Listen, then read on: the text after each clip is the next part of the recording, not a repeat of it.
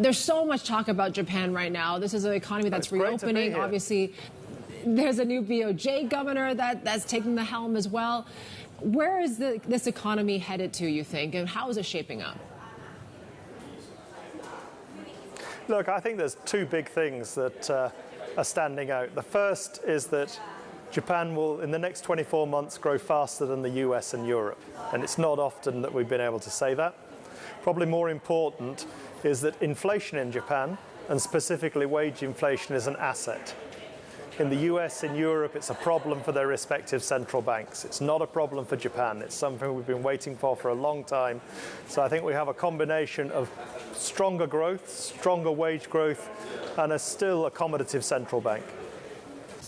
Dollar yen's been pushing highs. Yeah. How much more do you think policymakers, including the folks at the finance ministry, will continue to try and engender more inflation there? Because it's something we haven't seen, to your point, really for the better part of the last 30 years. Yeah, I think that it's not in the hands of policymakers, but we're seeing a process where, as Japan reopens after the pandemic, its service sector is driving employment higher.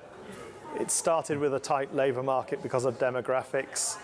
And although there's a lot of talk about the shunto and manufacturing wages and government policy, what really excites me is that service sector wages are starting to move. And that's important for breadth. Now, whether or not that's permanent, I don't know. It should, though, last this year. It should, though, last next year. So when do you think the BOJ would normalize policy then, Eric? Look, I mean, all we know is that they're reviewing the policy framework, and that will take 12 months to 18 months.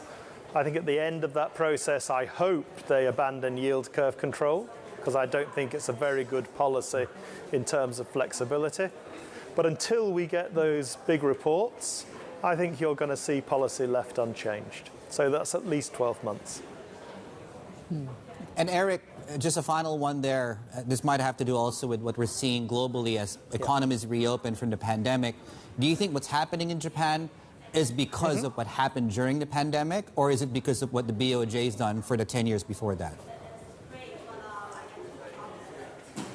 I think, to be honest, it's what's happening because of the pandemic, because we see very similar super tight labour markets in America, in Korea, in the UK, in Europe, in Australia.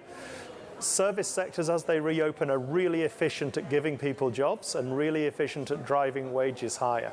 So it's a spin-off from pandemic reopening, but you shouldn't downplay it because of that. It's something that I think can persist at least through 2024.